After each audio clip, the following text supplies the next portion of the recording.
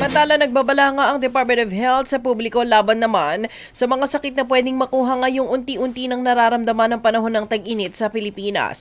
Kabilang sa mga sakit na yan na pwedeng maramdaman ay yung heat cramps, heat exhaustion at heat stroke. Sinabi ni DOH Spokesperson Assistant Secretary Albert Domingo, ang matagal na pagkababad sa init o na-expose ka sa init ng matagal ay nagpapataas ng posibilidad ng heat stroke at posibleng humantong sa pagkawala ng malay, seizure, pagkahilo at kumbulsyon. Bunsod nito, paalala ni Domingo sa publiko, oras na makaranas ng mga nasabing sintomas, dalhin sa malamig o malilim na lugar ang pasyente at unti-unting painumin ng malamig na tubig.